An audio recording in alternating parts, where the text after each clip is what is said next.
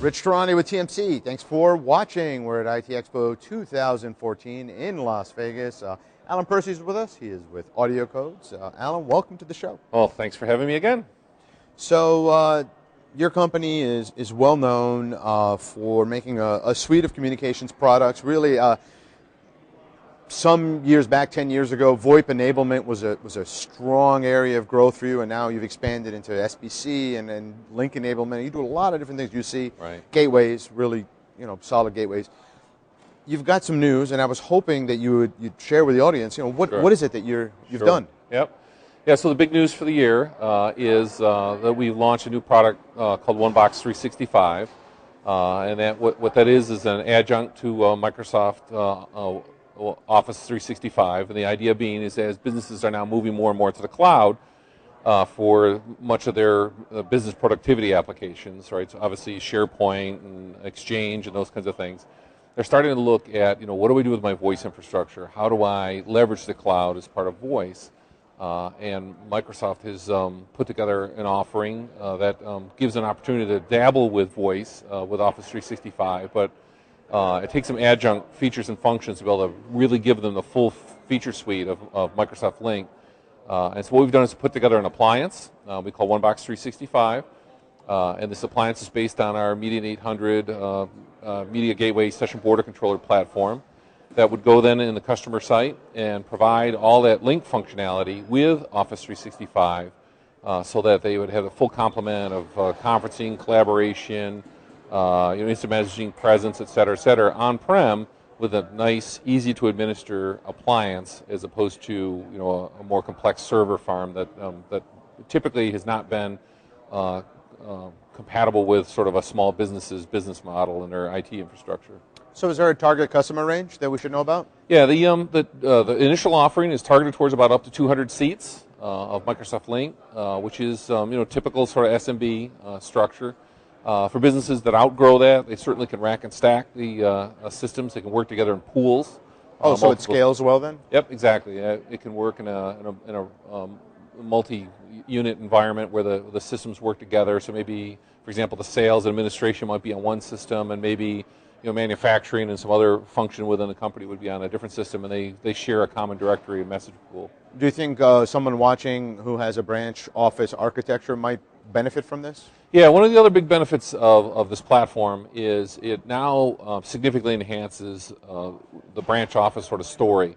One of the challenges that's always been a problem with unified communications in the cloud is if I've got a retail outlet, let's say typical sort of hardware store environment, so they've got literally thousands of these offices or retail outlets across the country. They want to be able to put some communication functionality in the store so that the store can operate in case of a hurricane or a storm happens and they get isolated. They want to be able to have that store continue to operate. And this is true not only with retail but also education, financial services, et cetera. Those are very critical pieces of infrastructure.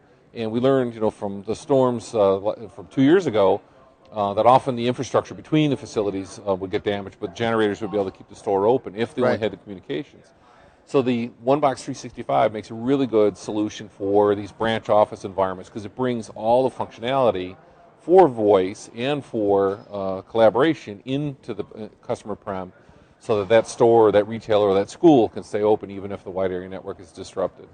So one of the benefits of working with Microsoft is the IT department likes things like Active Directory where people can access each other and the names and have access to really quick information on who's who within the office.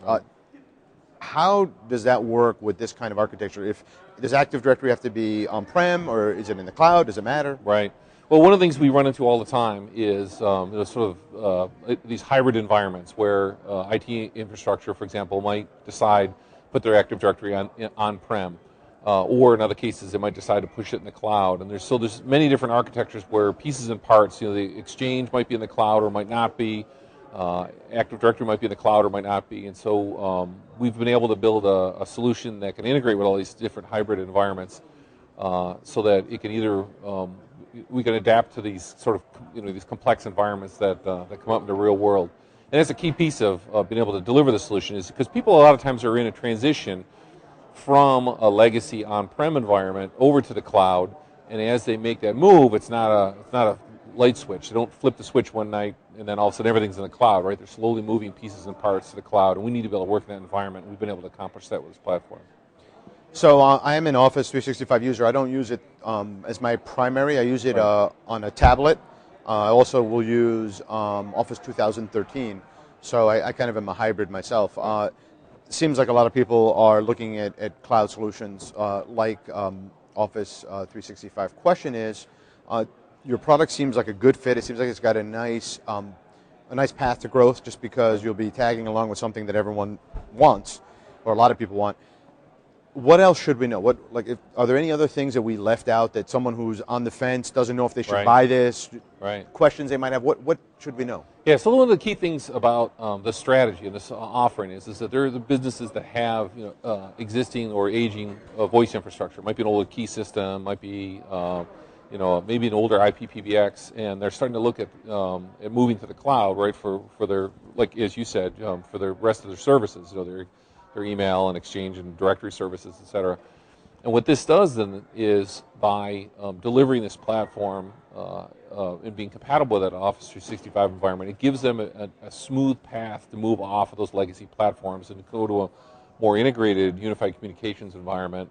As they want to move, they can make the transition over to Link from their legacy platform. So it makes it much easier for them. And the other thing is too it leverages the licenses that many of the businesses have already purchased through Microsoft. Microsoft's got a number of different enterprise licensing structures, and with the E4 license structure, they have access to the Link Voice features, and they can now leverage that on-prem with the OneBox 365 platform. Okay, that's great. So really, it's better ROI on an investment that's been made already, right? Exactly. Okay, fantastic. Well, thanks for being on the program. I look forward to it. And of course, if folks want to learn more about the platform, they can go to audiocodes.com/Microsoft.